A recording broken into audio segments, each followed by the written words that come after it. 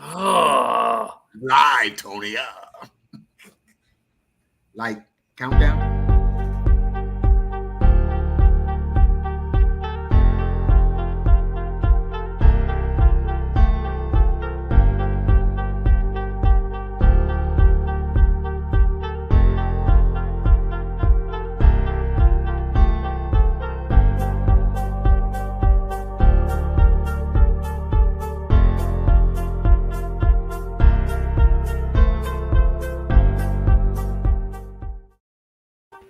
But you don't know this virus. It's new, it's different. It mutates and goes in different directions with a different strain of itself. So whether I'm present or absent, the Executive Council of the Nation of Islam must call our scientists. Come and let's sit down. Our virologists, our epidemiologists, those of us who know the science. We cannot let them bring anything to us that we don't dissect.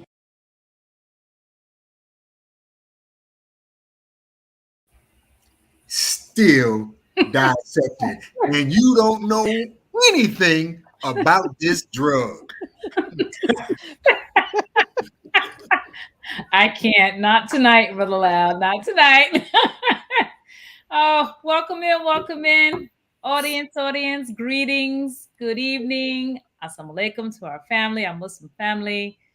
Peace and blessings. Thursday night talks. We are here again.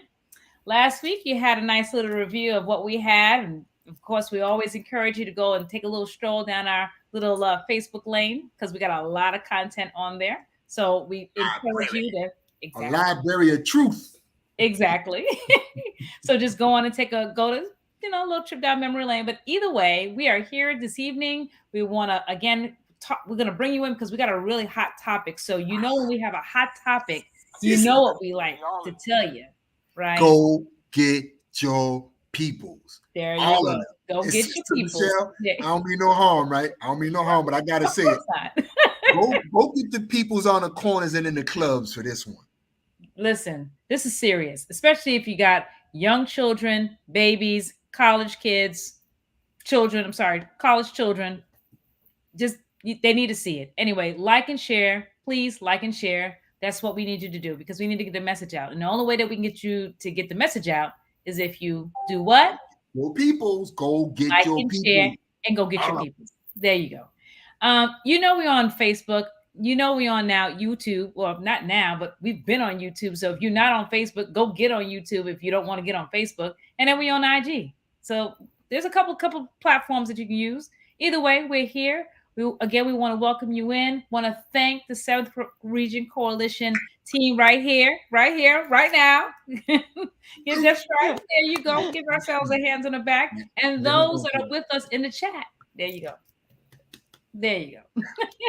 So we're just excited to have you here. And again, real important topic, family. Please, anybody that you know that is in a situation, if you looked at our little flyer on our page, on the 7th Region Coalition page, saying this is a topic that cannot be ignored. Either way, I am your sister Michelle. I'm your moderator for this evening. And with that, Brother Lau. Wait. You're who? Sister who are you? Sister Michelle, the host. The hostess with the most. Y'all know we got to pause and give our sister some love. That's the hostess with the most.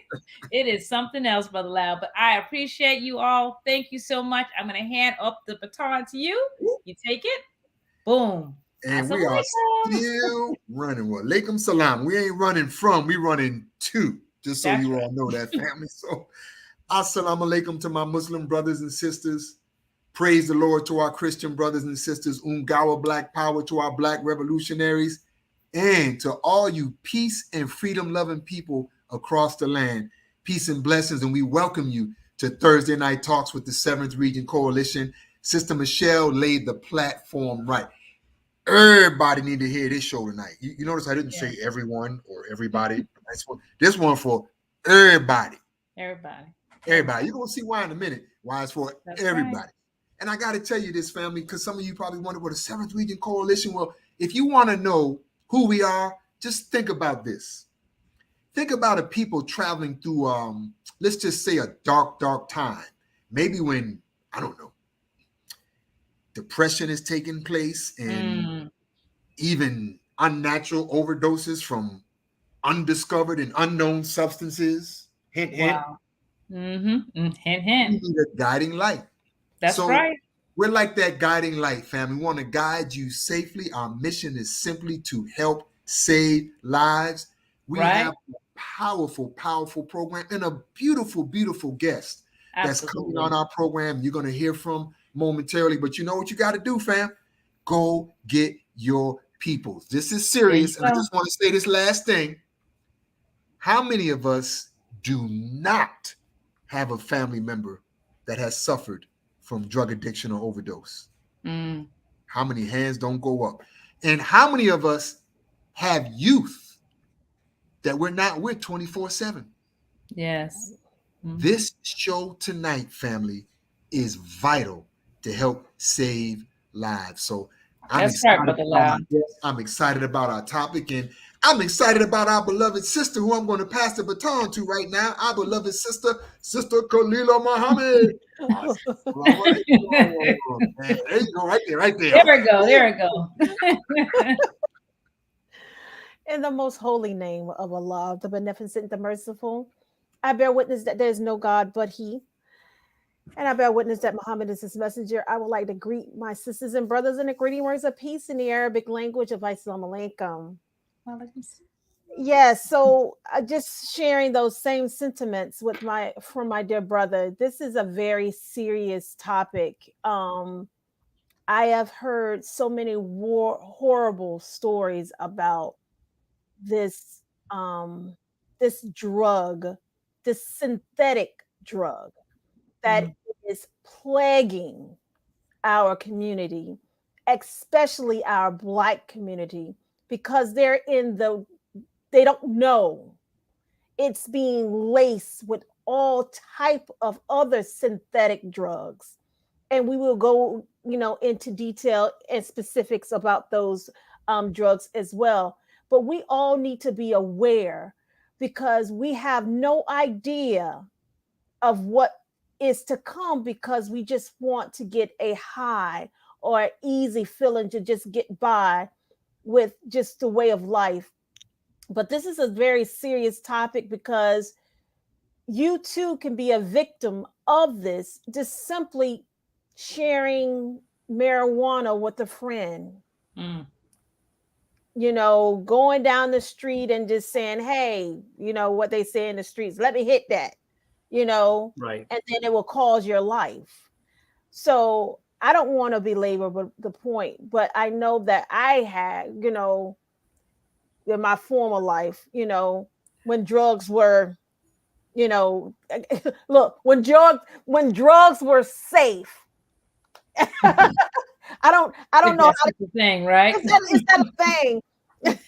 When drugs were safe.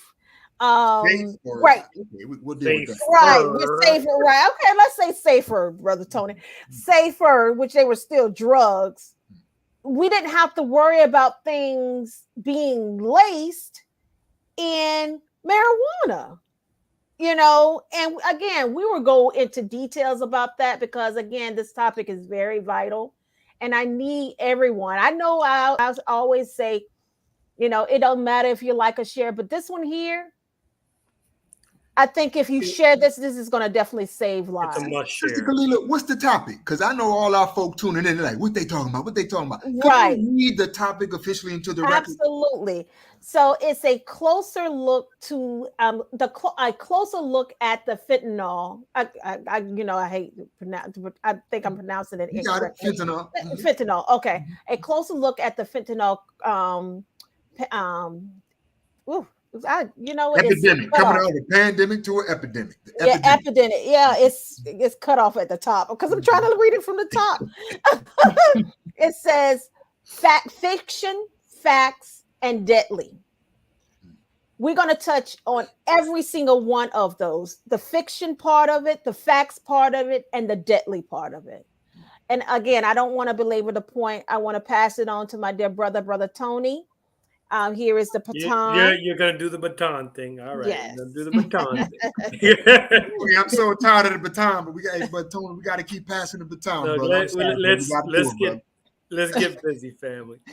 In the name of the one God who bears many names, some know him as Jah, others know him as Jehovah, others know him as Dios, some know him as Bon Dieu, and some know him as Olodumare. Regardless to the name, I bear witness to the oneness of Allah, who came in the person of Master Fard Muhammad. I am forever thankful to Allah for the most honorable Elijah Muhammad. I thank them both for the honorable Minister Louis Farrakhan. Dear family, assalamu alaikum, which means peace be unto you. This is a very, very important segment. This is a must share, family, and a must share with our family members, because we're going from one pandemic to another and to another and to another. And what we as the 7th Region Coalition to Help Save Lives, what we were designed for was to inform our people and the general public about what we are wrestling with at this time, in terms of not just we were talking about vaccinations at one time, but now we're also talking about other things that are plaguing our community here. We're talking about the fentanyl epidemic, if you will, and we're doing this through the lenses of the Ministry of Arts and Culture. If I could please read from Brother Tony, I hope you read from the Ministry of Health, because if you read from Arts and Culture, not Arts and Culture, more people going to run out there and try to get some. Thank you for that, Lyle. I received a phone call. I've received a phone call right before getting on, which was oriented towards arts and culture, but now it's really the Ministry of Health, and I thank you for the correction, beloved. The Ministry of Health and Human Services is responsible for the health and well-being of the members of the Nation of Islam, registered and non-registered alike, as our goal is to get all of our people healthy and get them on the other side of this condition called America. Continuing in this reading, physically, mentally, emotionally, and spiritually, as individuals, families, and communities. That is our scope of health. Health is defined as that state of being of the individual and his family and community that is the fulfillment of the ultimate perfection that is the intention of the Creator. So, dear family, it is an honor and a pleasure to bring before you this program on this platform as we are continuing to work to save lives. And Brother Tony, I was listening to that definition, team, and we are so far away from that. Y'all go get your crazy people right now, because we got a lot of work to do. You ain't said nothing, Brother Lau. So let's talk about maybe doing the introduction. I know that there were some things we wanted to run. You know what? Sister Kalila, if you start that video, that first one we talked about, and let that intro, and then we can have Sister Michelle read our sister's bio into the record, and we'll bring you our guest, and we'll be on it. Yes, y'all. Fentanyl, we talking about it. People dropping dead in groups every day. Yeah.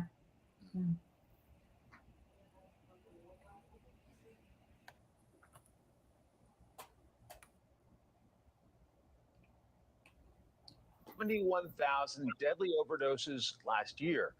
That's almost twice as many as before the pandemic. Joining us now is Dr. Debbie Nampia Parampil. I hope I got that right, Doctor. She runs Metropolis Pain Medicine in New York City. So, Doctor, a growing crisis, alarming as a dad and as parents across the country. What more should we be doing? Well, at a basic level, I mean, we need policy changes to control the flow of these deadly drugs to our children, right? But until then, as with a lot of things, like with crime, we have to figure out what we can do on our own as individuals. So we need to figure out how to save our children's lives. And to do that, we need to know how to stop a drug overdose that's in process, right? So for kids, what happens is, or for anyone, when they're having a fentanyl overdose, what's happening is that they slow down their breathing and their oxygen level is going down. Now, normally when that happens, when you're running out of air, like in a drowning, you'll struggle and you'll resist. You'll try to do something to get more air. But if you're having an opioid overdose, what happens is that you get sedated and you're actually relaxed and you look usually pretty peaceful, like you're falling asleep. So that's why many times the people that are around you don't call 911 and they don't call for help. And this is Well, why. guess what, Sister Leela? We're So going to call what 911 and we're we going to call really need help to do tonight. as individuals is to educate our kids, Hold on. even at a young age, It's and trying loved to stop ones, and it family won't. members, etc., that if there's any suspicion that a person could be having an overdose, that they really need to look at this. There you go. 911 family. 911. 911. And we're going to call it tonight. Did you all see that statistic? 70% of the overdoses from 2020 were involved with fentanyl. Wow.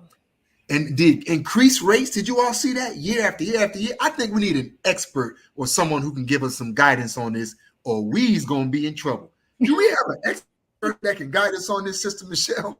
Yes, we do, Brother Lau. And can I bring her on? Please do. We want you to see her while we read that beautiful bio. All right, let's see. Let's see if we can get her on. There she goes, Sister Teresa X. Y'all, welcome. Don't want to read that.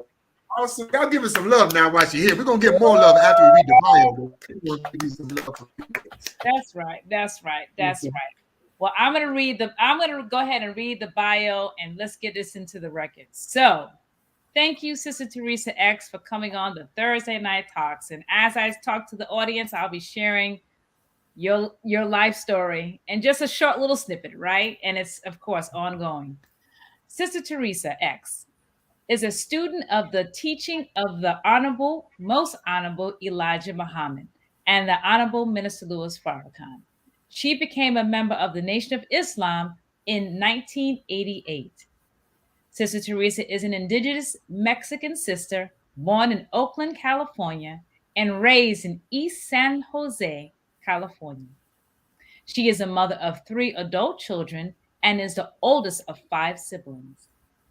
Sister Teresa received an associate degree in psychology from Mission College in Santa Clara, California, both a bachelor's of science in organizational behavior and a master's of science in organizational development and human resources from the University of San Francisco, and a substance abuse counselor certificate from the University of Pacific of Stockton.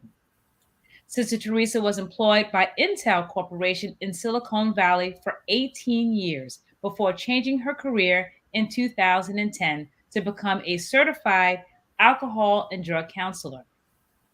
Sister Teresa is currently the head counselor and group facilitator for a Native American substance abuse inpatient treatment facility for men and works part-time as a counselor for Advanced Peace and an organization dedicated to ending cyclical and I think that is, and I'm losing that word. Gun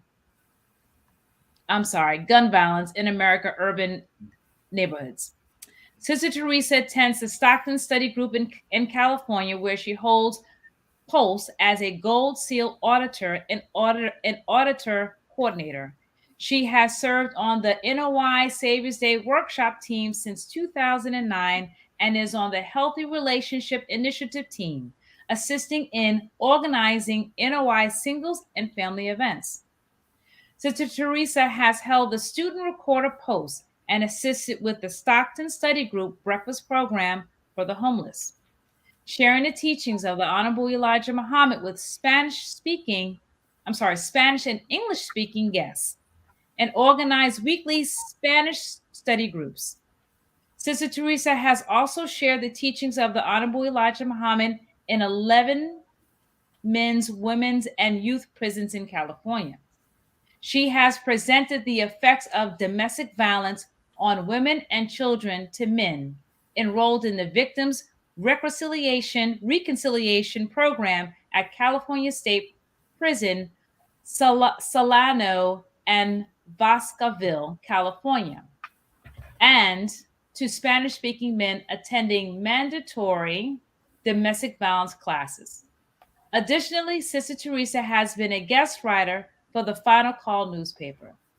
And I will pause there and just let Sister Teresa maybe come on, maybe give a few words of some love, family, guests, everybody. Just a few words on her. To the Nation of Islam, give our sisters some love. Praise be to Allah. Thank you. In the name of Allah, the Beneficent, the Most Merciful, I bear witness that there is no God but Allah, and I bear witness that Muhammad is his messenger. Assalamu alaikum, peace be with you, family. Thank you for the introduction. I wanted to say, the question was asked earlier, did anyone know anyone with an addiction or overdose? My biological father overdosed on heroin when I was 10 years old, and he was only 39 years old. And so drug and alcohol substance abuse has been a part of the culture, along with a part of my family. And so it's really important, as already mentioned, that we have these conversations, because we can't think that our children are protected from these temptations, and not just the children, even adults. We're seeing this today. And so this has no limits. It's coming in every angle that we can imagine. And we have to have these conversations with our children. I recently saw this article where these children are attending parties and they have punch bowls, and they walk in and they pour pills into a punch bowl. And so as the children are coming into this party, teenagers coming into this party, they grab a handful of pills. They don't know what they are. Just as anyone who is using drugs don't know what they're taking. Right. And so today we're living in a world that you really have to be careful and strive to get away from the life of addiction. And when I say addiction, it's not just alcohol and drugs or fentanyl. There's so many addictions right now that we're seeing. This pandemic has brought light to so much dysfunction, even in our families. And so it's important that we have these conversations, lest we lose a loved one and think, why didn't I talk about it? I didn't see it. I didn't see the signs. And so it's really important that we love our children enough and those around us to talk about these things. Right. And don't be like an ostrich, with our head in the ground, thinking that we're going to bury this and it's never going to happen to us. That's right. Because there's so much going on right now that we must protect ourselves. Wow, Sister Teresa, you really laid the foundation and the base with the disclosure. See, because a lot of us run around here like our families, or we've never been affected, or we try to hide what we've been through. But it sounds like what you've been through in your childhood experience and with your father, was that an impetus? Can you kind of give us a pathway on what got you into this particular line of work? And I'm sure that's probably where it started. That was a big part, but that wasn't the main part, I would say. My biological father didn't raise me because he was a heroin addict. My mother left him when I was like a year old, and she was expecting my sister. And so I saw him like 5 times in my life. And the last time that I saw him, he mentioned that he was going to come back. I was probably about 5. He said that he would come and take me. He was going to steal me. So everywhere I went, I would look and lock the doors in the car thinking, where is he? And my father used to wear really dark glasses to hide his eyes, because a lot of heroin addicts do that. From the sun also, I guess there's a lot of reasons. But anyways, when my biological father passed, I didn't go to his funeral. And my mother didn't want me to remember him that way. And so what I used to do at night was I would go to sleep, and I started having this dream that I didn't know if it was real or it was not. We had a sandbox in the backyard. I would go, and at night when everyone was asleep, and I literally did this in my dream for a long time, and I would unbury my father's face, and I would stroke his face and just caress him and feel the sense that I was there with him. And then when I thought I was out there for a long time, I better go in before I get caught, I would put the sand over his face. And so for years, I did that as a child. And so the impact of not just drugs, but the loss of a father was very, very devastating to me as a child, thinking that he's going to come and get me one day. And then that happens. But also going into the prison ministry, when I started doing that and seeing our men feeling these prisons unbelievable, just really unbelievable.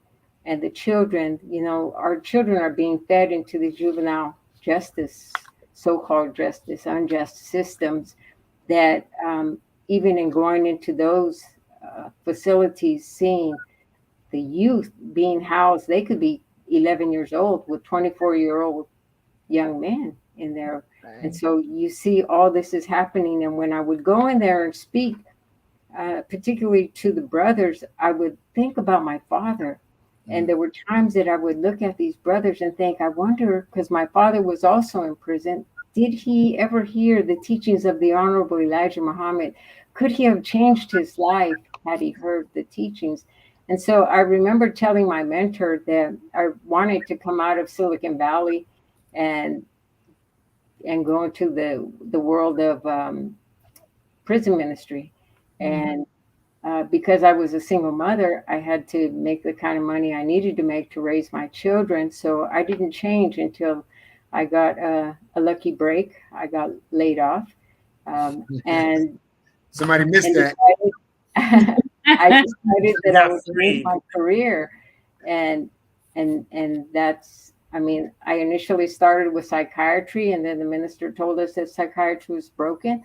I really didn't understand it, but I believed him because he has never led me astray. And I went and learned to be an auditor and found out why the minister was saying what he was saying. And so I used my auditor skills in the work that I do in alcohol and drugs, and also with advanced peace, because all this addiction, brothers and sisters, a lot of it is related to trauma, pain. And even, when we look at COVID, bringing out all this loss, this sense of loss for the youth today, that maybe some of their dreams were shattered. Maybe they were going to do something particular and decided that this happened, so I can't do it no more. And it doesn't change our dreams and hopes. We just have to take a different road on how we're going to get there. But it could re-stimulate and trigger a loss, such as a loss of a loved one, some other loss that we had in our life. And so we're turning to alcohol, drugs, fentanyl, and a lot of the deaths aren't because someone was addicted to fentanyl. It was because they didn't know they were taking fentanyl. Wait, sister, my sound just went out. Could you say that last part again? My sound does this from time to time. You said people were dying because of what? They weren't addicted, but what? I kind of missed that. So fentanyl, even though we know a lot of our people are dying, a lot of people in this country, it's a pandemic. That's right. Most of the people didn't die because they were addicted to fentanyl. I'm not saying they weren't, but most of them didn't know what they were taking. And so even sister mentioned marijuana, they're lacing marijuana, with fentanyl. And marijuana today we think it's legal. Oh, it's good. I could do this. I could do anything I want. But look at what is happening. And even today, there's people, I have clients that roll their cigarettes. So if people are doing that in the street, what's to say that someone didn't just roll a tobacco cigarette and hand it to you, and now you're dead? Right. I think it's time to get into this presentation, because fentanyl is real. Just read something. Matter of fact, every week, this past week, a group of 9 in Florida died. Almost Right. every day Yeah. we see these Right. groups. So Right. family, go get your peoples and let's get into this presentation. This is fascinating. Right. And Brother Lyle, that group of 9 in Florida was just from July 1st, Yeah. is what Yeah. I Right. read. Exactly. So we're July 7th. That's Yeah. just one state. More than one person in a day dying. That's just that group that was highlighted because it's a pretty significant group. But who knows at this point who else in that 7-day period has died from fentanyl? Right. Wow. What we have a presentation, don't we? Because we want our people to be educated, informed, and enlightened. Yes, sir. Right. So, Please. family, here comes your introduction. And let's just give our sister some more love because she's not only disclosing what's going on, she's helping to bring us into the episode. That's right. Thank you, Sister Teresa. Fentanyl drug overdose deaths. Let's get right into it. So I wanted to put this down along with a source. There's so much information out there, but I didn't want to just speak. I want sometimes when we hear and we see, it might make sense to us, and to see the realness of this. And it was mentioned earlier that fentanyl in the video, and Brother Tony also mentioned it, is a synthetic opioid. It's 50 times stronger than heroin, 100 times stronger than morphine. You know, I've had clients that have overdosed, and unfortunately, some are with us and some are not. And Yes, so, who knows what they have taken? 50 And times stronger than hell. right, 50 times stronger than heroin. And heroin in itself is known to cause overdose as my biological father. So now you're talking 50 times stronger and 100 times more than morphine.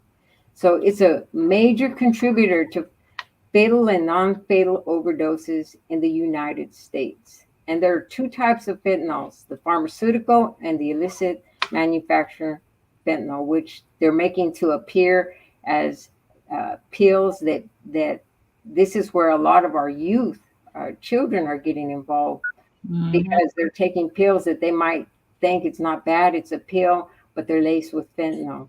So Right. both are considered synthetic opioids. Pharmaceutical fentanyl is prescribed by doctors to treat severe pain, especially after surgery and for advanced stage cancer. A lot of people won't take these narcotics because they're afraid of being addicted. My mother, you know, right now has cancer and she won't take none of this. And I've had family members who have had back issues, but they're so terrified because of all this death that you hear surrounding opioids, not just fentanyl, but other narcotics that are being given and created by the pharmaceutical. Sister Teresa? Yes. One danger that I read about was where the fentanyl has been created. I mean, we have many cases which the illicit kind of fentanyl has there's a big market in Southeast Asia in the manufacturing of the illicit kind, and it's spreading all throughout the world. And then here, homegrown in many homes, they're creating fentanyl. And I'm saying fentanyl with quotations because in truth, they're calling it fentanyl, but we don't exactly know what we're getting in these kind of instances. And that's where Right. it's leading to so much fatalities. Right. And, you know, as a group facilitator, we talk about drugs all the time in my groups. And one of the things that I pose, when did we become chemists and scientists? Come on, teach. Think that we know what we're taking, and or to, even worse, to depend on someone who knows nothing about chemistry or science. Still letting Pookie and Ray cook up your stuff.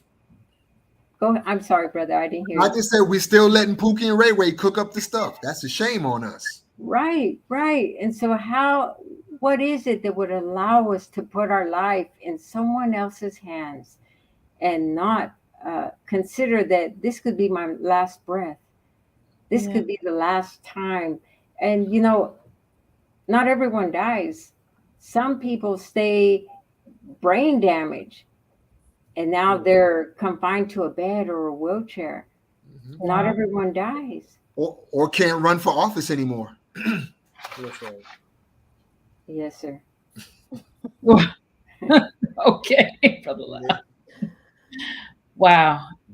All right. Yeah. Wow. Thank you. Some more facts. Recent cases of fentanyl-related overdose are linked to illicit manufacturing fentanyl, which is distributed through illegal drug markets for its heroin-like effect. Heroin-like, but 50 times that. It's often added to other drugs because of its extreme potency, which makes drugs cheaper, more powerful, more addictive, and more dangerous. Now, Right? Sister Teresa, on that point right there, don't leave that last slide, because we got a little few people in the streets. And what I heard a little birdie tell me face to face in the streets is that fentanyl is the new stretch for cocaine.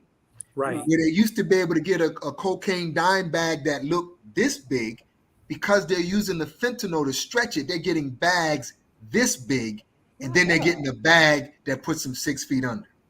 Right, absolutely. And it's cocaine. It's also methamphetamine that they're putting it into, marijuana. And so there's even ecstasy laced with fentanyl. And so what people thought they were taking is no longer that. And what is being said is this is a drug that you just need a very small, like maybe the size of a period there on the presentation, and you're out. You're out. That is true. So it is so powerful and poisonous that we have no idea. But the reality is, some of our people, brothers and sisters, have nothing to live for. They're not even afraid to die. And that's the sorrow in it all, is that our people have this sense that there's nothing to live for, whether it is because of a loss, because of a disappointment, or a regret. There's nothing to live for, really. And so that whole mindset has to change, and it can change. I believe it can change. I've seen it change. I had my experience with addiction. It wasn't hard drugs. As a young lady, I know that this can change, but we have to bring balance into our lives and plug back into not only educating ourselves, and I'm not talking about going to school as much as I am educating ourselves of who we are. Also understanding that we can't disconnect from the power of God, Creator, Allah, and think that we have any power at all. Right. So I know that for myself, anything I want to change, I have to connect strongly. Anything I want to complete, I call on the God. And so we can't think that we can accomplish such an addiction as these drugs have today and not be balanced with our spirituality, with knowledge and information, with also relieving ourselves from the past pain that we've carried around for way too long. People say, oh, I have a backpack of pain. Well, our people have a duffel bag, sorry to say, but that's just the reality. A backpack versus a duffel bag. We have a lot of pain, and it's not just in our homes, it's outside in the school where we go, the racism that exists. And so we're looking for comfort in the wrong places and looking to self-medicate. And this is so important that we find balance. We address that pain. We address that disappointment. These drugs are only going to minimize our sensory. So the more our people are taking these drugs, the more they're going to need. And the unfortunate is there's no measuring at all. You ever hear that? You heard what Sister just said? The more we take the drugs, the more we're going to need. And Sister Kalila, you know what I was just thinking about, man? As I was listening to Sister Teresa lay these facts out about fentanyl, people might not understand when she said just that little dot that you see, that little bullet point, that Right. much can take you out. Wasn't there an Absolutely. officer that was just like taken out, knocked out, just being around it? Yes, absolutely. Let me show a snippet of that really quickly here. You're not look. I mean, look, and I thank you for your words there, Sister Teresa. You know, Yes, I sir. used to be an experimenter as well. You know, but you know, I guess I experiment with everything. But when crack came out, I'd be like, I think that's probably the end of the line. I think I'm done. Right. You know, and now this fentanyl family. Wait till you see how powerful this stuff is. Look at this here. The small fentanyl shown in this video. Watch as the Bartlesville police officer wearing protective gloves is packing up drug evidence believed to be laced with fentanyl when he slowly starts to collapse. Becoming ill, lightheaded, and actually basically passed out or fell. Seconds later, a rush of officers coming to the rescue. I don't know what would have happened had they not acted so quickly. Sergeant Jim Waring says officers quickly gave him Narcan, which is believed to have saved his life. Police We'll say talk this more is the about that first later, time but they've you had saw to how deal with powerful that something was. like this, where they had to give one of their Wow. Sister Teresa, I want to ask this question because we all know that it doesn't matter what color you are, what race you are, you know, whatever drug cocktail you decide to inhale or take or swallow, it has no color. But in your opinion, based upon, you know, your history now in the drug and alcohol field, being a counselor, now with fentanyl out, which group or groups that may be unusually being emphasized in the media? Because we're seeing various cases that are coming out, but do you see any particular group being more, you know, it's being pushed out, or maybe being or more affected, I should say, by fentanyl? Well, I think from my point of view, watching the news, you would think it's more Caucasian. And you hear a lot of maybe recently there was a brother who OD'd, and I'm not real sure if that was fentanyl, but you hear about our people when it's someone big, an entertainer, an actor, Right. right? Yes, ma'am. But when you want to really get down to what's really going on, Black people are a number growing in fentanyl, and like the highest number of deaths in the past year. I have some slides to show that. And I know Native Americans also are people Yes, ma'am. are definitely suffering from opioid addiction. And so one of the things that I wanted to say before I forget is that I heard, I don't want to say the minister, but I just feel like it was,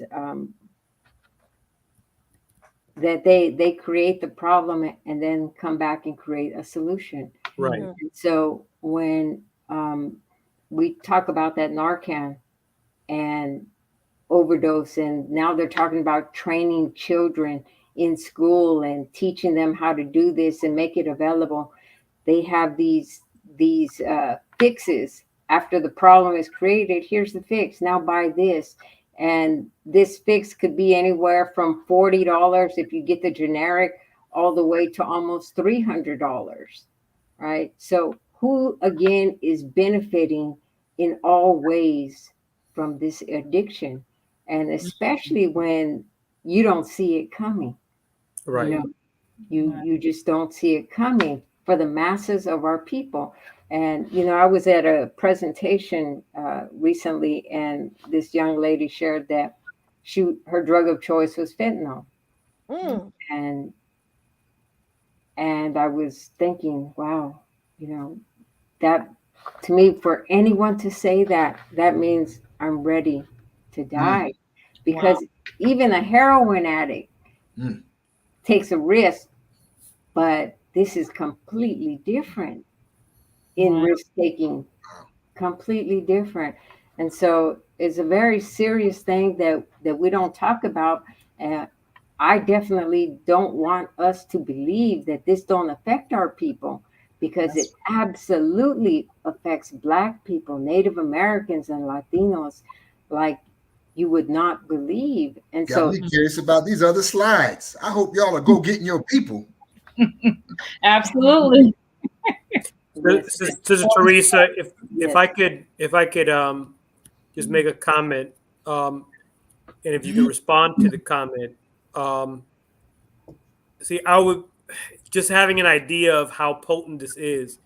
I was reading about how morphine in comparison to fentanyl being about 100 times more potent, but when it's mixed with other drugs, it could be 10,000 times stronger than morphine. And the whole aim is to get higher.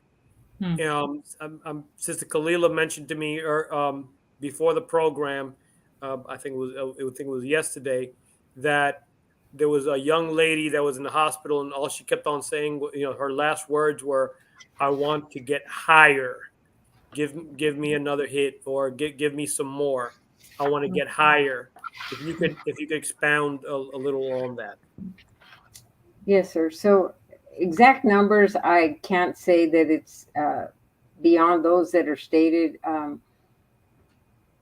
Brother Tony. But Yes, the ma'am. reality is that depending on what it's mixed with, I would imagine it changes the potency of the drug. But I don't believe that those numbers. I haven't seen them, but the thing is, even a cigarette, and this is just a small example, a cigarette when you burn it has over 4,000 chemicals that are created by the heat, by the burning of it in a cigarette. And we wouldn't even know that this is what you're putting into your body, a cigarette that is legal.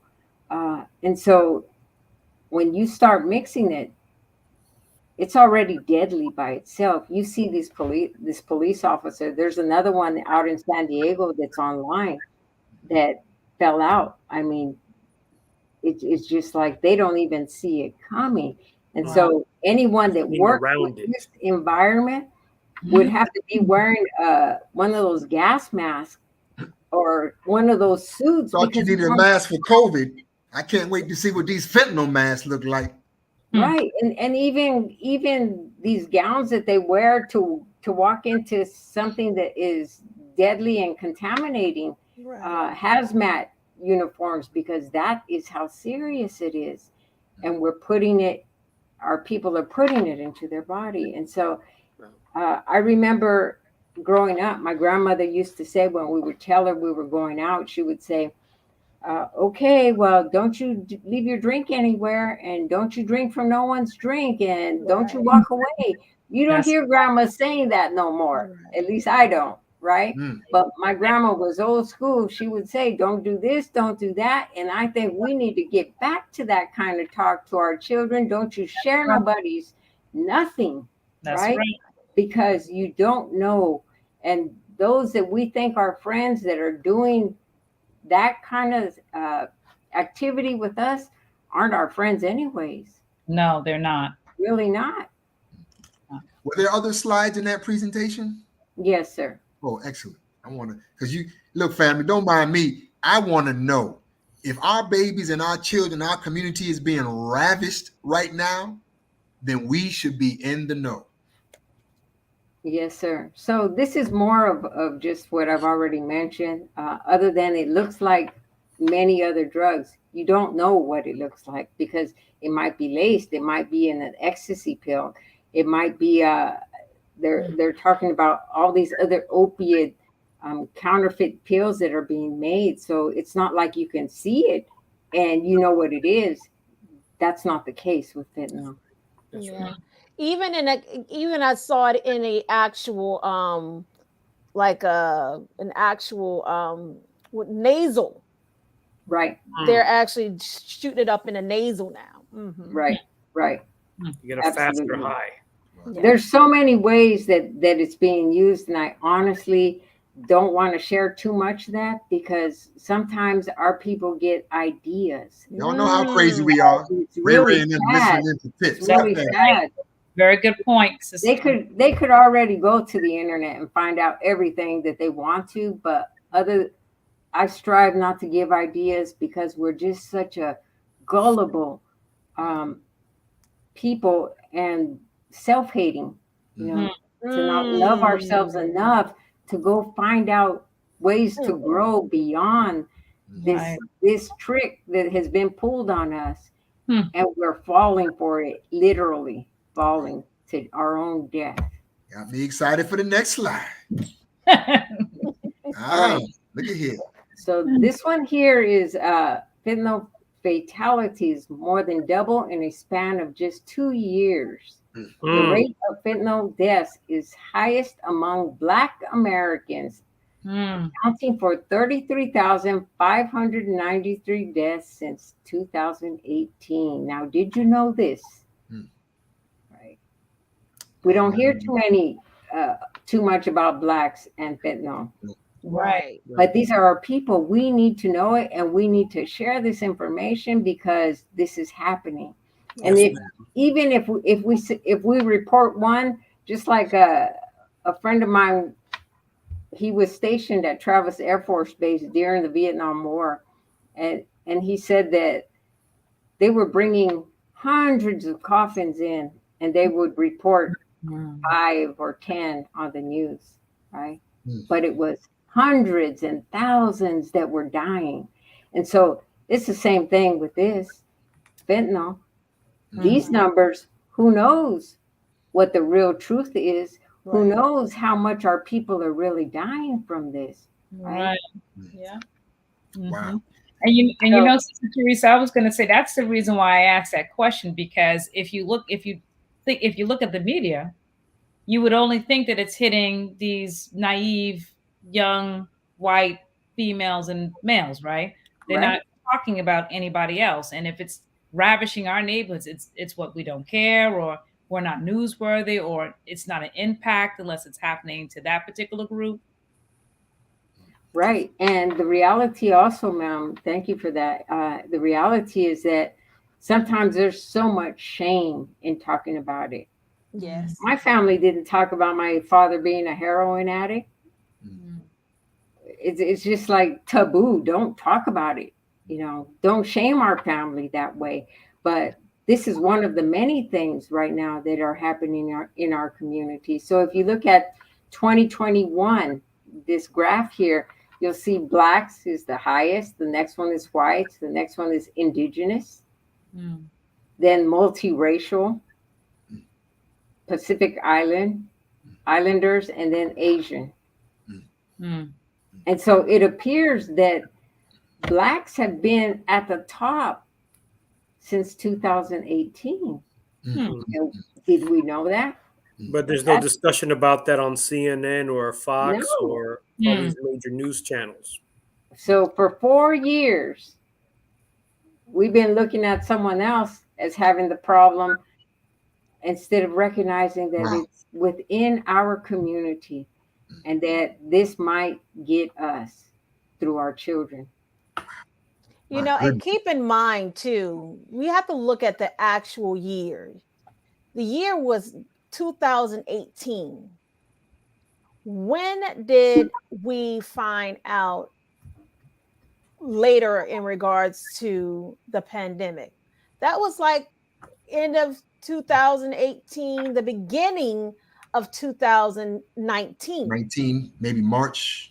Yeah. February. Right. March. Yeah. So right now we're looking at not only, like you said, Brother Lau, a pandemic and an epidemic at the same time. Right. We're so busy looking at the pandemic because it was real, but our people were still dying twice as much during this epidemic of this drug. Just the fact that one drug out of all the gazillion drugs we've been trained to take by the illegal drug pusher on the street or the legal drug pusher in the market, that this one drug is cause for 70% of the current overdoses, family. Wake up. Right. What's next? My goodness. And one more thing in regards to the Black population. If you look at everything that's charted 2015, whites are the only ones that are above Blacks. But I also know for a fact that many Latinos are grouped in the white. Right. Right. You Right. don't hear Latinos in here, right? So where are we? Right? We're mixed up in there. And I already know my birth certificate says I'm white. When I was going into prisons and looking at these lists of names, there were so many Latinos that were listed as white. And so is that white number really white? Point. Very, It very. looks a bit light blue to me, but I don't believe that, because where are Latinos in that number? I don't think that's a coincidence. Beautiful.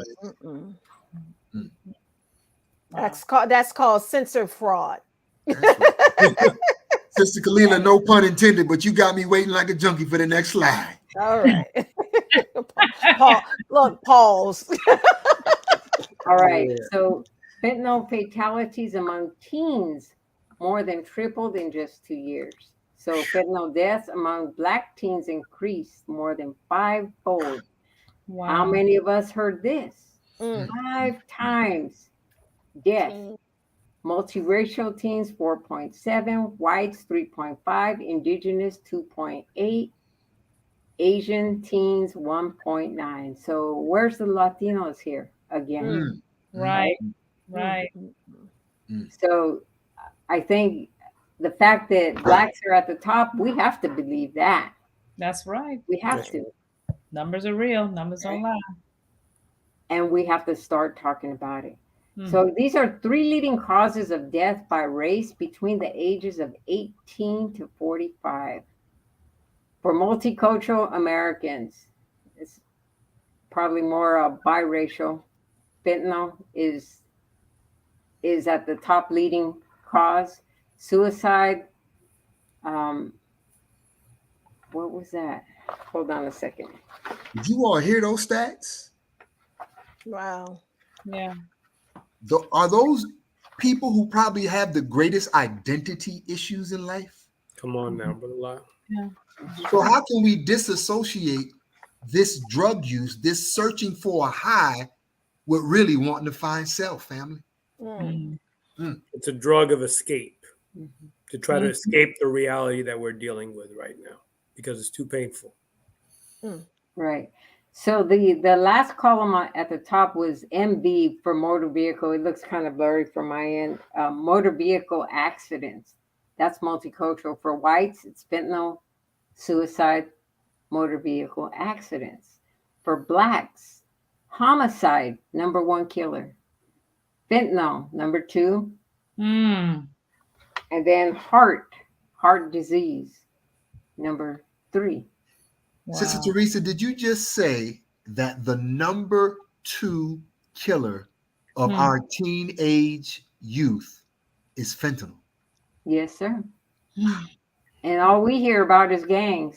Right. Gun violence, right? Gun violence. We don't hear about this. Indigenous Americans, liver, that's alcoholism and other drug addictions causing that. Yes, fentanyl, and then motor vehicle accidents. Right.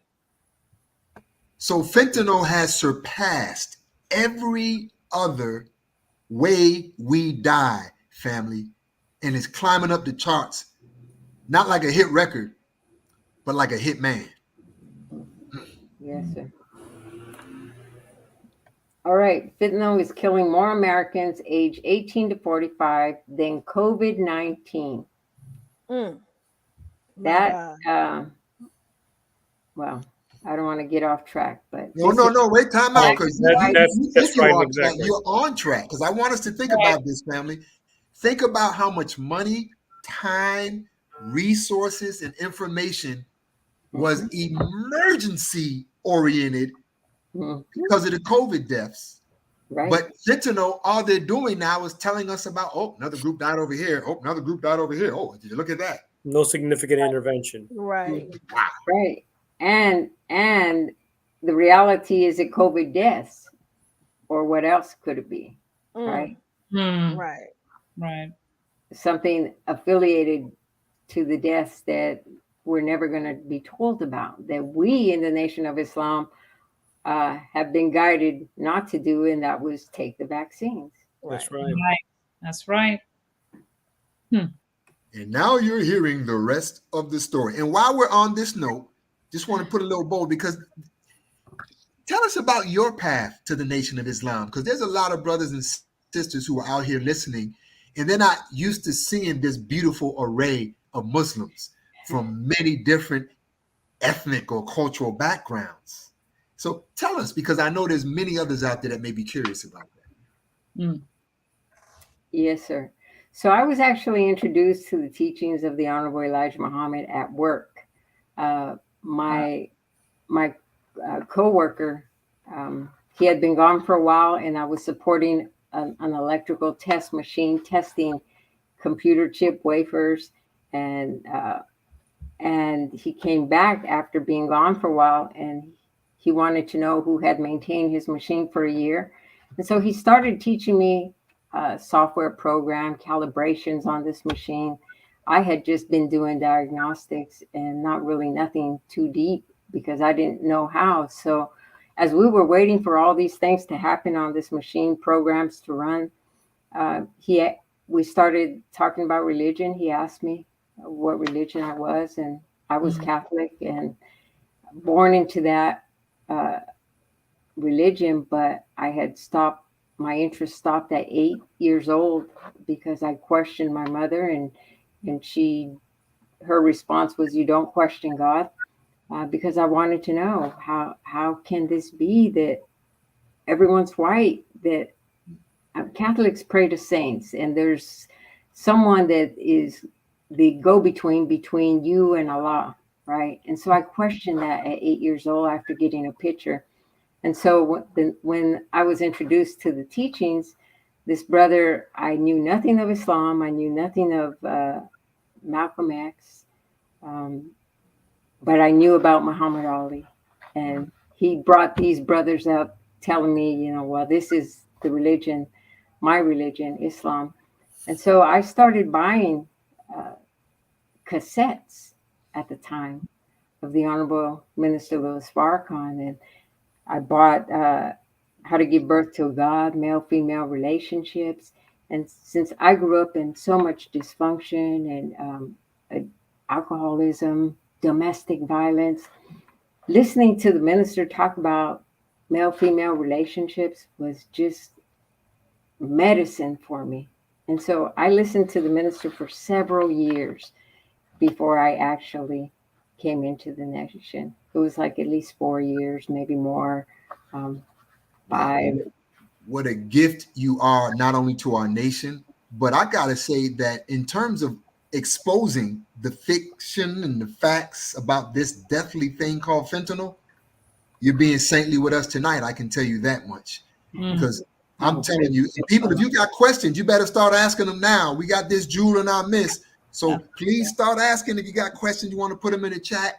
But you are a tremendous gift, and I hope others are inspired by that. I'm still want to learn more about what's going on with this. Yes, sir. Yes, sir. Sister Teresa, I have another question, because and Yes, before we get and it's just and it's one of the questions that we have, but I'm curious, right? I know we've talked about it comes in so many different forms. There, you can't. It's very hard to detect, but of course, we all know some average weed smokers. And who typically lace, because I remember when I was younger, that was the thing. They used to lace the marijuana with cocaine. So you didn't inhale those, Sister Michelle. You did not inhale. I did not inhale, Brother Lau. I've never partaked. but friends and family. But my question really is that if you want to warn someone, listen, you think that might be cocaine. is there any way that they can check or know if they open it up or they want to test it, or like, how is there any way for them to know, like, oh my God, this has fentanyl in it, or is it cocaine? I mean, there may not be any way for them to know, but is there anything that they could do to stop themselves from saying, oh my God, I might be dead after I smoke this, right? Because they might have met a new dealer that they would like to trust, right? But they don't know that this new dealer has got some fentanyl in his weed, and they're going to smoke it, and possibly they don't realize it, but may die from it. So is there Right. any way that they can detect somehow? Yes, no. So even the dealer may not know, because whoever he bought it from, he may not know. And so apparently there are now these strips that are being sold. Again, create the problem, Got find a create the solution. solution, right? And it's all about money. So there is a strip that apparently they can test whatever they're about to take, and it will tell them if it has fentanyl. But think about it. Right. What addict is really going to take the time to do that? And do they even know that they can do that? Sister Right? Lisa, we got to keep it super real here tonight now, family. Y'all know where you grew up. Now, how come, look, y'all know what happened when the drugs in the hood kill somebody, everybody want that drug. When the drugs in the hood are deadly, look at the names, the street names that we give these. Oh, that's, I'm going to go get some of that killer. Oh, you got that killer? Oh, I got that knock you out over there on that corner there. So it almost breeds a fascination for death as an excitement. Or watch this. Is that part of the psychological high related to drug addiction and abuse? And it's interesting that you would say that, Brother Lyle, because some of the street names for fentanyl, Apache. Now, why are they picking on Apache? Come on. Dance Fever, Friend, Goodfellas, Jackpot, Murder 8, Tango, and Cash. Now, just like we've been put labels as a people, who do you think did this? Right? Tango and Cash. Jackpot. So a lot of that, again, is to, I think, to excite dead people, because that's what it amounts to. How do we get you to want this? How do we make this attractive? Even a name, that's how ignorant that we are, and how hurt we are, that we need something. Even the name sounds good, right? So I'm willing to take it. Murder 8. Right. Wow. Right. Murder. You want some of that? Right. Wake up, family. Right. But again, I've worked with people and heard people say that it would be okay if they die. That's the easy part. Living is the hard part. And so to me, that definitely represents no sense of purpose for living, no connection to Creator, no understanding of who we are, that we would be willing to lay down our life because we're done, and we're 15, and we're 20, and we're 25 and 30. Sister Teresa, you just reminded me of another video that Sister Kalila has that was going into the what happens to the body when you take it, because you know how we are hard head folk, and we might not be listening to these words, but maybe if they see their lungs expanding or something that's going on there, you think this may be a good time to have that information shared about? Oh, absolutely, brother. What takes Absolutely. place when a person ingests fentanyl, this Yes. deadly killer. And family, please share this information. Please. Oh boy. yesterday's story about how fentanyl is getting into drugs of abuse and then kids are unknowingly taking it. In today's Your Healthy Family, we're talking with emergency medicine doctor Robert Lamb about how to spot a fentanyl overdose specifically, and then what needs to happen quickly. So fentanyl is a synthetic opiate medication, and it is 50 times more powerful than heroin and 100 times more powerful than morphine. And so the reason why it's so dangerous is because it is so potent, and only a small amount of fentanyl can actually cause a tragedy. The way that fentanyl works, and it particularly makes it dangerous, is because it is so potent, it affects our respiratory drive.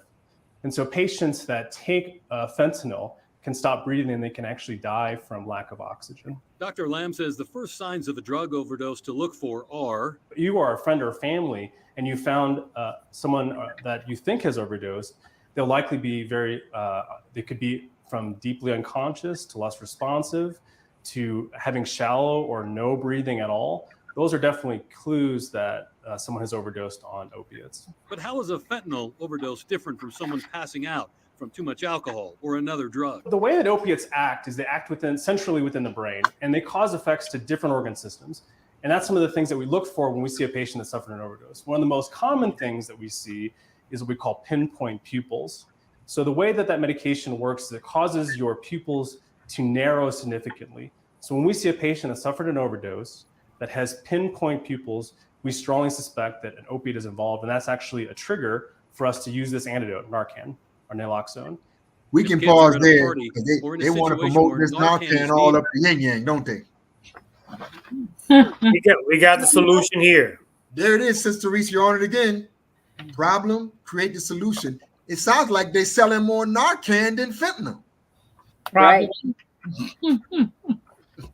Right. And the thing with that, again, like I said earlier, the prices that I saw online from $40 to $234.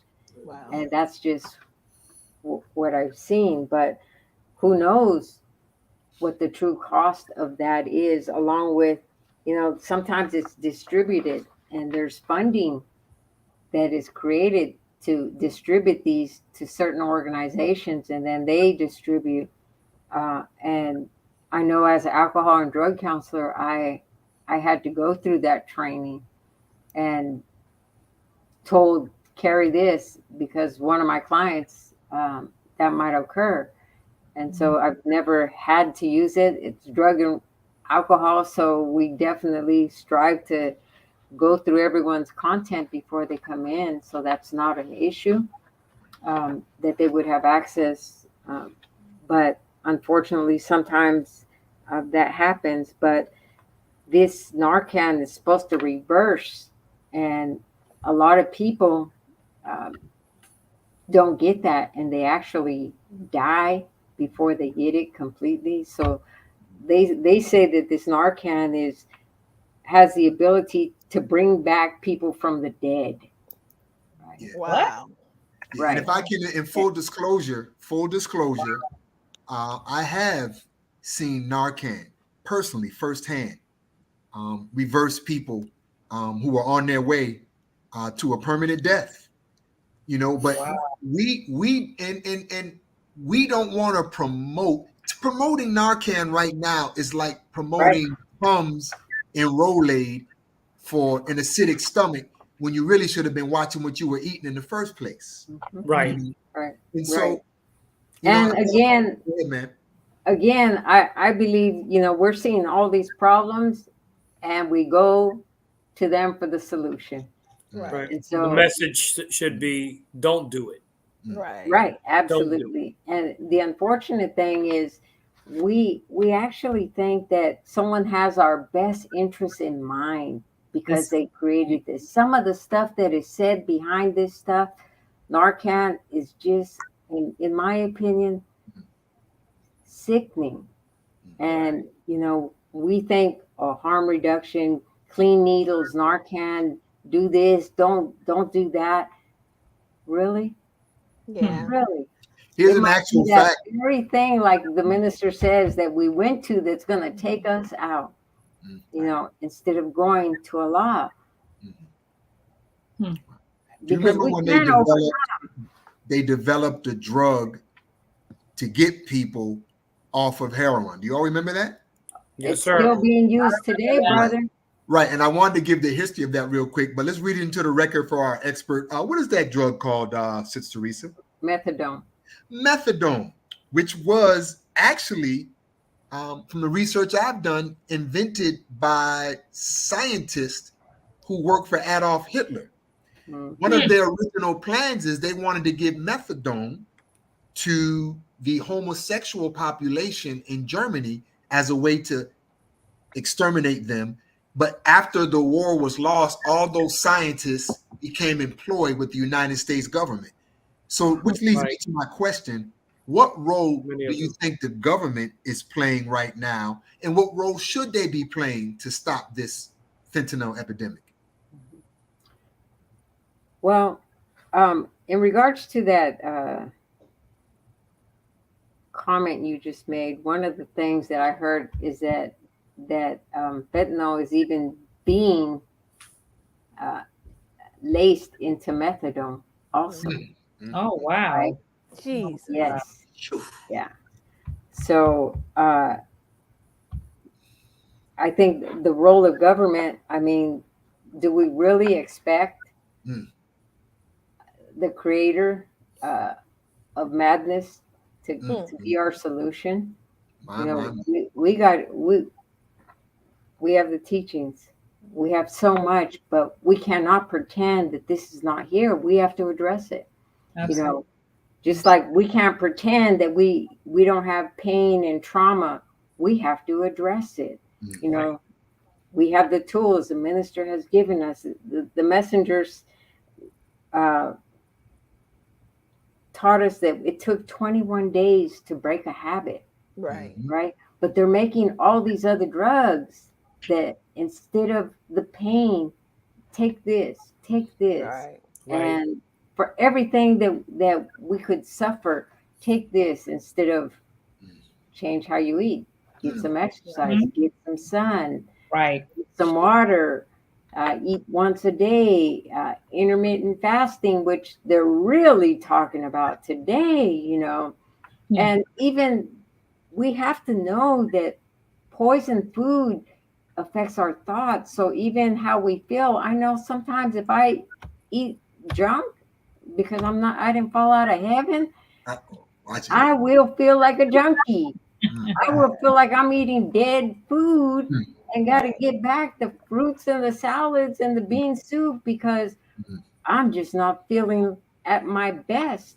Right. And so all of these things affect even depression. You know, children at 2 are being diagnosed as depressed. Right. Children at 6 are being medicated already. So those wicked devils, if those wicked devils could put fentanyl in our babies' bottles, they would do that, family. Wake up, fam. Oh, absolutely. There was lead put in the baby formula at one time. Right, exactly. Right? They actually class action lawsuit in regards to that now. Sister Teresa, we're dealing with the most addicted country in the world. And we're going to them for the solution, which this country is also the #1 drug dealer and drug pusher in the world. We're not just talking about illegal drugs, we're also talking about legal drugs, and their whole focus is to get us hooked. Right. And you know, one time I went to one of the hospital pharmacies here, and I was shocked that they had these lines like the airport and these separators, ropes, and this zigzag line for the pharmaceutical. I'm like, oh my God, I had never seen nothing like that. And now they're mailing people medication. Oh yeah. You don't even have to go get in that 2-block line anymore. Mail order it, right? Yeah. And they're trying to give you a pill before you walk out. And so to think that we're going to go to the pharmaceutical industry for another pill to solve this problem that has been created, we have lost our minds to think. If that's what we're thinking, we have lost our mind. That's right. Wow. Sister Teresa, do you want to continue with your slides? Yes, Brother Kyle, I don't hear you. You're on mute. Brother Lyle. Lyle, I'm sorry. That's okay. If there's more slides, I want to see them. I don't hear anymore. Okay, so let's go to this next one here. And dear family, if you have any questions, just a reminder, you could please, if you could please put them in the chat so that we can share them with our dear sister Teresa. Yes, sir. So on this one here, it just sums it up for all. Fentanyl poisoning poses a serious threat to the American public, killing more people last year than suicide, car accidents, or gun violence. Wow. Right. But again, you would never know it in our community because we're not talking about this. All right. This is drug overdose death reached record high in 2021. 100,000. Fentanyl kills one person every 8 minutes and 57 seconds, almost every 9 minutes. Right. So look at that curve, how quick it went up in regards to fentanyl deaths. So speak on that curve. What would you give some of the factors to that sharp curve up? Well, it was definitely began before COVID for sure. Right. But in a time when you're trying to kill off Black men, Black people, right? And we know what time it is today, that this is no surprising because COVID isn't the only method. Vaccines aren't the only method of which our people are being taken out. Food isn't the only method. So any way possible to get to our people. And this is definitely accelerated really quick. There's no turning back. Can we put that question up for our sister that just came up in the chat? Because I think it's perfect for Sister Teresa to answer based upon her experience in the counseling world with drugs, but also based upon your experience with Scientology as well. Person asks, are there detoxes that are run by a Muslim community in the nation? So I'm not familiar with them, but the thing with the Church of Scientology, when we did a clean there where you go into a spa, a sauna, and what we've learned is that you actually have drugs, even from x-rays, poisons in our bodies that go deep into our fat that are sitting there. And so these drugs, hard drugs that people use, along with pharmaceutical drugs, they're just sitting in our body. And we just never know. At any given point, we might feel a certain way. Maybe we felt good. And all of a sudden, this drug had a release in our body. And we don't know why we're feeling that way. And sometimes people might say, oh, I had this taste of meth, or I had this crazy thoughts that maybe from the past. But is it really from the past? Is it still sitting in our bodies? So that detox is very essential. And I know for my clients, family, we have the sweat lodge ceremony. And not everyone believes in that. But one of the things that I see that even in this spas and saunas and things like that, Native American people were studied. Come on, our sister. indigenous people were studied. Our original family was studied. This is not something new, right? And so to go into a sweat lodge ceremony and bring out all the poisons from our bodies, because I have never sweat like I have sweat in the sweat lodge ceremony. And to bring all those toxics out of your body, believe it or not, and I'm telling you the truth here, I can always tell when a brother's going into ceremony because his face starts to shine. The spirit of Allah comes to his face, through his eyes, that wasn't there before, because he's getting all this poison out of his body. And so if anyone ever has an opportunity to do that, and I would say do that with Native Americans, not these pretend ones that are out here, because sometimes that's dangerous, and we've seen that in the news. So we got to be very careful. But if you have access to something like that, along with good food, pick up How to Eat to Live. I mean, pick up what? What is that you said to pick up? How to Eat to Live, books 1 and 2. Oh, you know, water, eating good food, having good thoughts, praying, and all the things that are essential to our lives, that we don't fall into despair and think that there's no way out but a pill or a joint or a liquor or any other addiction that we think that we might have. And actually, I wanted to read something out of the national agenda, if I may. Yes. From the minister. Absolutely may. For those who don't know, the Seventh Region Coalition is strongly based on a lot of that work that was done in that national agenda. Beautiful, beautiful.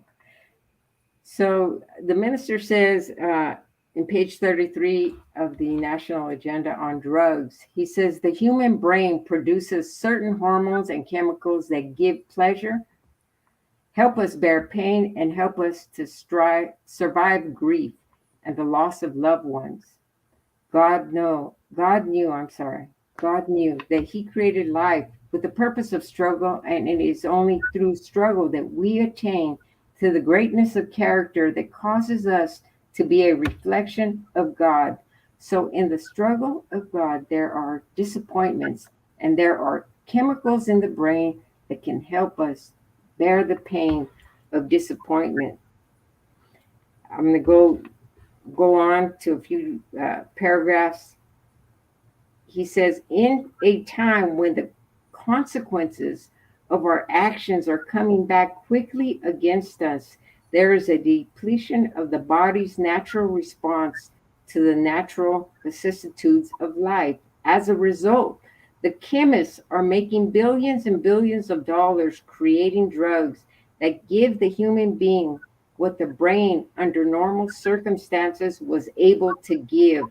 There is so much sadness in the world because we live in a time of war and revolution, pestilence, famine, earthquake, and natural disasters. There's a lot more, but I thought that is so relevant, brothers and sisters, at this time right now. It still stands. That's right. It does. Very relevant. I think that was written in 2005 or 4, correct? It says copyright 2000. 2000. That was with a Million Family March, Brother Live. Okay. Right. Wow, that is a bow and a rack. I'm telling family, if you got questions, you better get them in. And so I just want to disclose something right now that I think is important, because we always tell people to share these.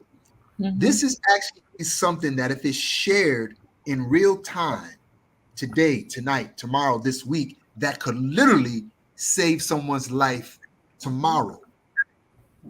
Every 8 minutes and 57 seconds, someone is dying from a fentanyl overdose, family. You know, and so I just really understand the importance of sharing this. Very, very. I was about to say just very impactful statement, because it is very scary. We all have children at that age that can be influenced or given something, and they have no idea, and they're here 1 minute and could be gone the next. So it's very important. There's another question by Brother John. I know my brother John. He has a question, Sister Teresa. Assalamu alaikum. John must have just came on because we answered that question. Okay, we answered that question. Brother John, you're gonna have to go back into the broadcast, beloved. Brother John, answer the question for Brother John. Oh, Yeah. So Brother John, just in a nutshell, they create the Thank problem and the solution, and right. that's about all I'll say. And all you're going to get from me is Tums and Rolaids. Look, the COVID virus and the vaccination.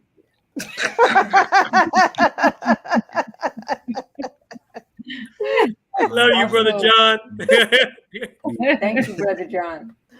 Brother John's in Stockton with me in the same city. That is so. And Brother John is actually also an alcohol and drug counselor. Family. Awesome. Yes, yes. Awesome. Matter of fact, you just reminded me. No, you go right ahead, but I want to give a salute to all those who are working in this field, who are underrepresented and underappreciated. We love all of you who have been helping to save lives in this field. Go ahead, Sister Teresa. Yes, sir. All praises to Allah. So I was thinking about you.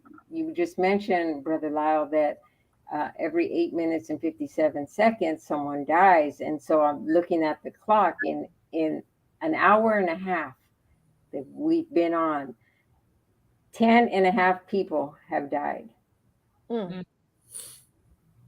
So I'll disclose right now, since you just brought that up, this is a very special show for me, family. This very day, July 7th, 9 years ago, I lost my baby sister to something very, very similar to what we're talking about right now. And she left 6 children behind. Family, none of us can escape the wrath of the wicked depression that's caused in America, but all of us can participate in the awesome solutions that are coming forth. And if your brother and sister on the line right now, and you brother got yourself together already, or you sister got yourself together already, then go get some of our people together. Right. That's that is true. Right. Mm. Sister Teresa, do you have any closing remarks for us? Well, yes. My thought was that we always hear knowledge is power, but it's only power if we're doing something with it. Mm. And so Teresa, while I we apologize, my sound went out. Could you said something about knowledge and power, and I missed it. Could you repeat exactly that, please? Yes, sir. We've heard it said knowledge is power, but knowledge is power only if we're doing something with it, if we are applying it.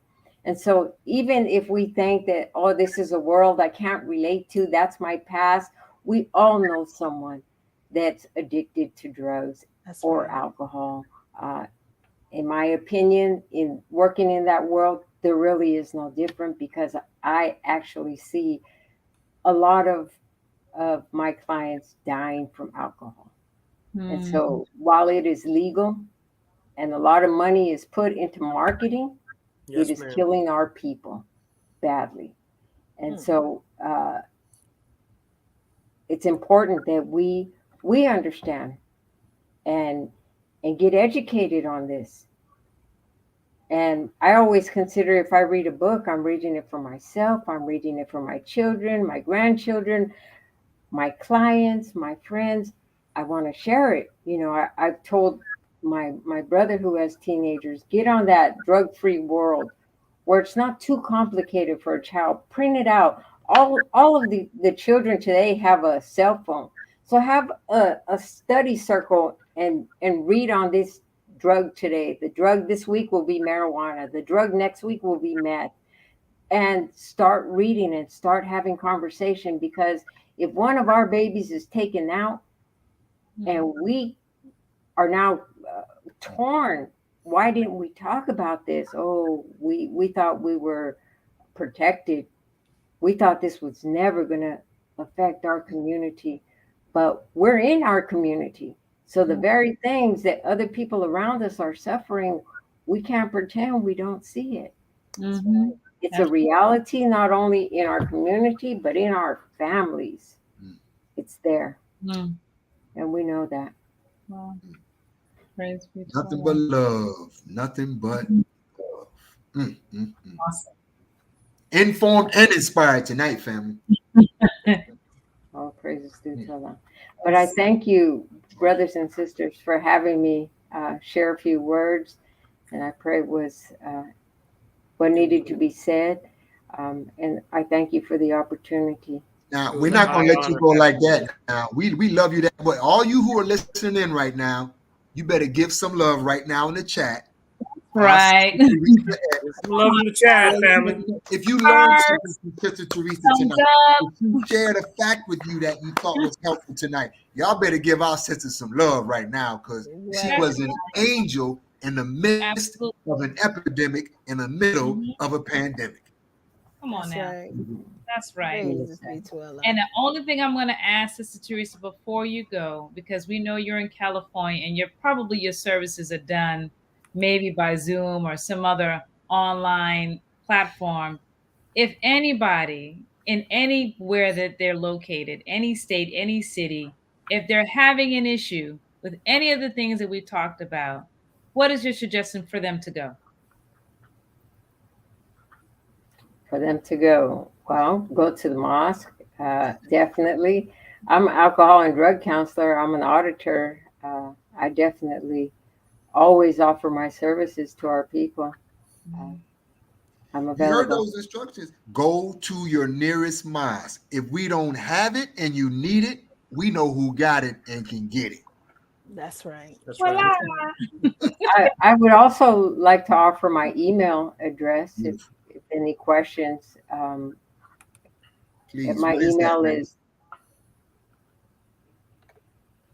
Where is it?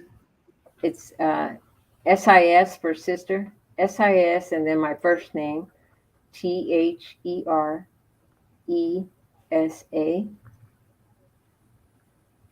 at Gmail or X. Put an X after Teresa. I'm sorry. I always leave out my X. Have that X now. We definitely want you to have that absolutely. At gmail.com. Check that and make sure that's right, family. No, that looks right. No, it's like I messed up. Oh, did I get it right? Oh, wait a minute. Let me see. THERESA. You forgot. Oh, no, you got the A in there. Yeah. You got it? And then the X. Yeah. Then the X at gmail.com. Yeah, it looks good. Perfect. Thank you. Thank you. You are look, and then our sister has opened herself up to be a resource for the nation. Not Muslims shout out right now or a little spanking. Look at what our sister's doing. She's all the way in Stockton, California. Some of y'all don't even know Stockton was only used to be known before for the Big Valley, and some of y'all don't even know what the Big Valley is. I ain't even gonna get it there right now, but we have a jewel in Stockton, California, Muslims, who has just made herself available to the entire nation to reach out. There's so much we can do. So look, for those of you who are hidden jewels that do this great kind of work, there's a big field that awaits the wide awake Muslim. And all the rest of y'all who are sleeping on you Muslims. Go ahead, Sister Khalila. Her email address is actually scrolling through the screen, so you should be able to get that information. Beautiful. As well. Thank you, ma'am. Beautiful. Wonderful program, family. Wonderful program.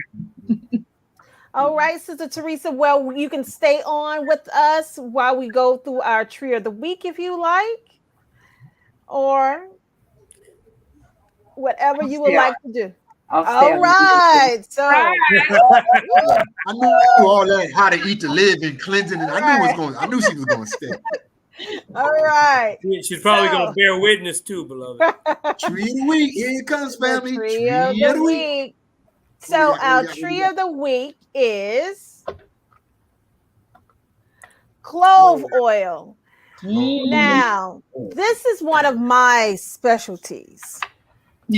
For those of you who know me personally, I just went to the dentist and got some work done to my mouth. And it was a surgery. And I was in so much pain. I honestly feel like it just hit me in my jaw a couple of times and it just knocked me out.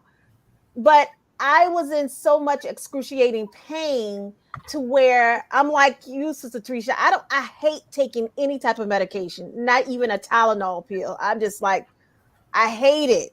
And so but again, they give you, of course, they give you the ibuprofen, 800 milligram. They want to max you out, right? And then they give you this, what is it? What is this other one? Look, you see, I ain't even open it.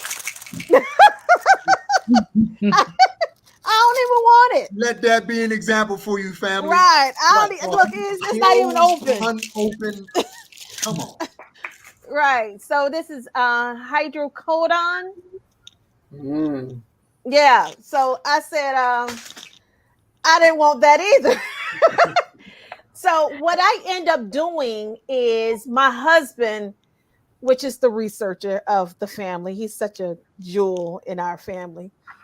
He actually researched and gave me clove oil. I applied it on my gums in the area where I actually got the surgery done at, and instantly it numbed that area, and I was able to get some sleep along with some melatonin. Wait. Time out, Sister. Did you say instantly? Instantly. I want all my toothache people out there, all my pain medicine takers. You know, you got to wait damn near an hour sometimes for that stuff to take effect. Y'all cut that out, you little silly rabbits, and get some clove oil. Yes. Clove oil really works. And that's just one attribute of clove oil. There are other, and I just added just 9 more in reference to that. The first one, of course, cloves actually help from curbing your hunger.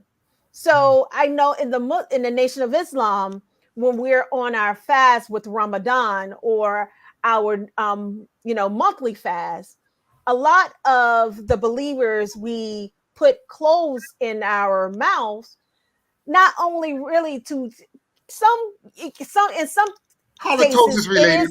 Halitosis related prevention. I was gonna get to that, brother. A nicer brand. I was gonna get to that, Brother Loud. But one element, though, it does curb your appetite. So it also helps. That's one. It also helps keep the blood sugar level in check. So it balances out your blood sugar as well. It is also an anti-bacteria,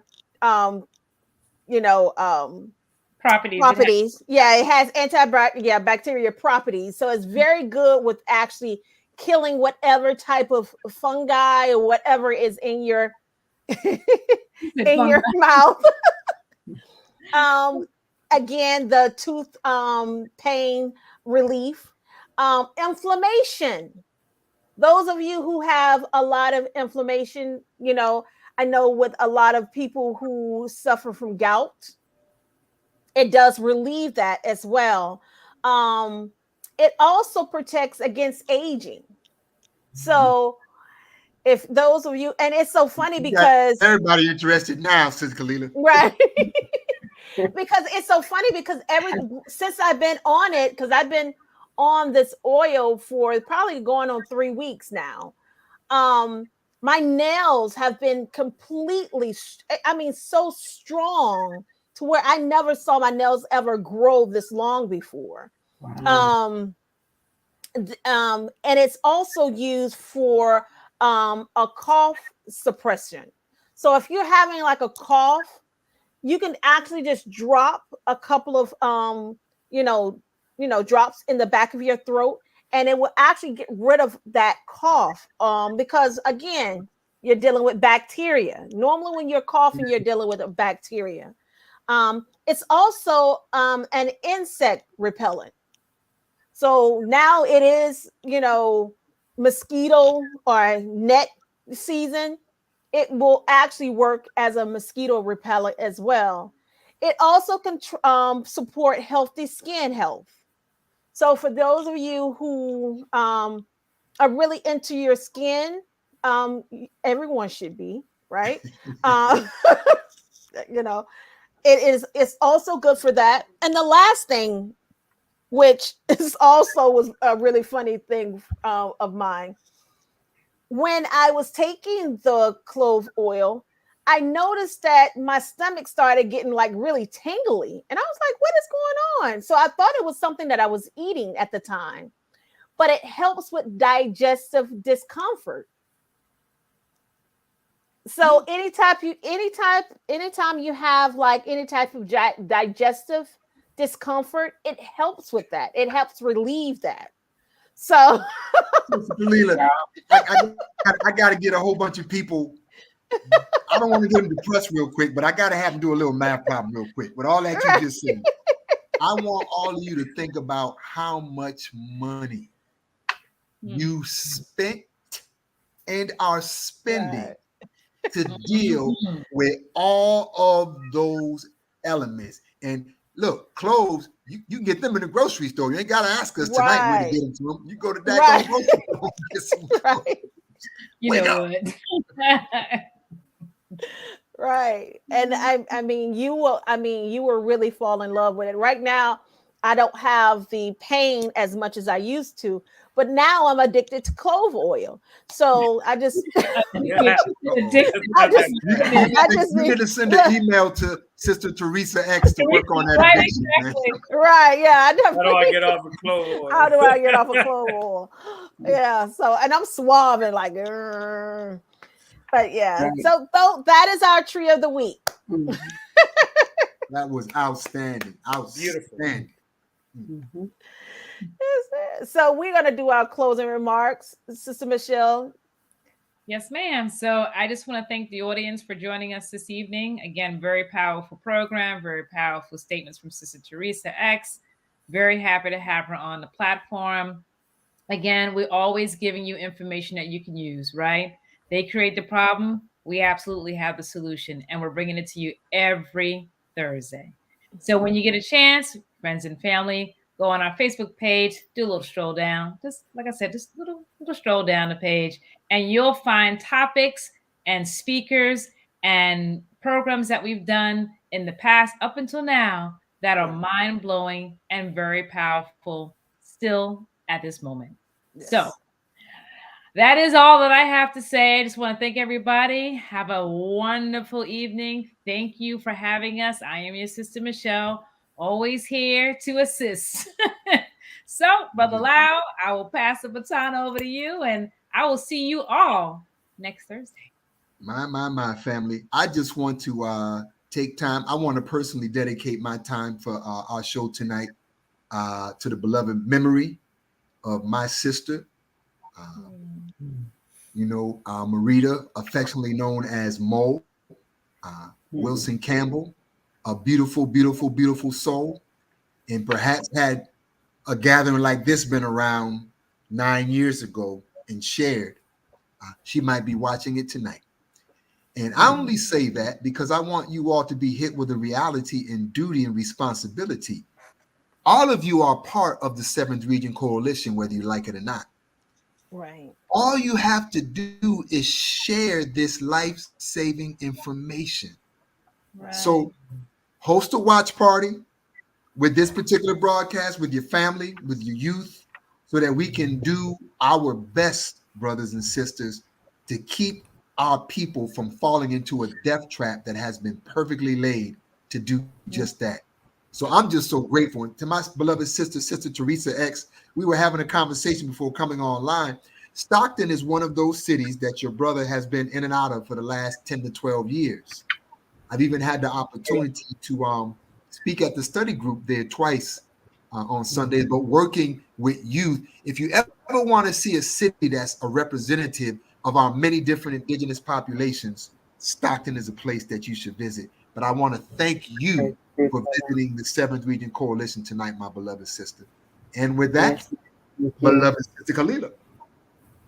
Praises be to Allah. Yes. And I wanted to also add to a story that I've heard.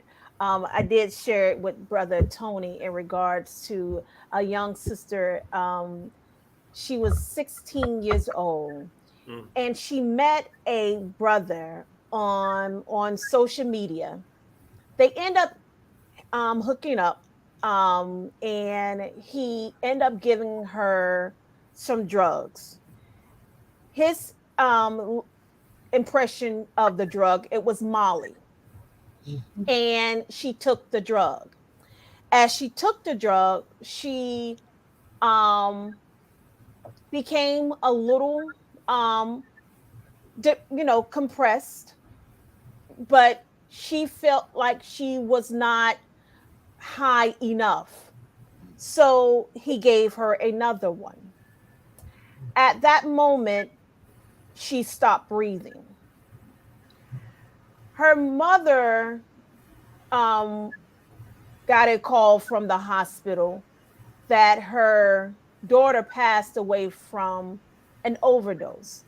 Now, keep in mind, this 16-year-old has never been nowhere around any type of drug. So the mother was like, this could not be my daughter. It's no way at all. And she had to see her 16-year-old baby in the hospital laying on that bed, lifeless. And she finally got in contact with the 19-year-old boy who gave her the drugs. And she said, I'm not mad at you. I cannot be angry with you, but I just want to know what my daughter's last words were. Wow.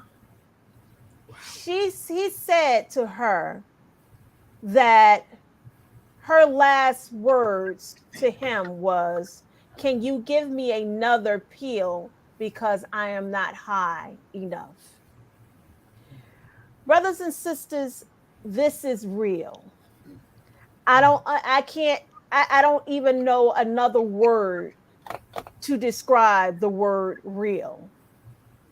But right now, as Sister Teresa just specified, our babies are dying from the lack of knowledge. This is the knowledge channel. If you want to get information in regards to what is going on and how it's going on and how you can just say no to whatever is going on in this world, you would really need to tune in to what's going on. Get Sister Teresa's email address, email her. Let her know, hey, this is what's going on. This is what I suspect. It don't necessarily have to be actual facts. I'm just assuming, how can I fix a problem that can be a problem in the future? So therefore, you can save a life. And we don't have to talk about a story like I just shared with you. And without further ado, I'm going to pass the baton. Well, I'm going to pass it over to Brother Tony. Assalamu alaikum. And thank you so much, Sister Teresa, for sharing with us. Thank you. Sister Teresa, on behalf of our student regional minister who put us together after the criterion message by the Honorable Minister Louis Farrakhan with the aim and purpose of saving lives, on his behalf, thank you for coming on.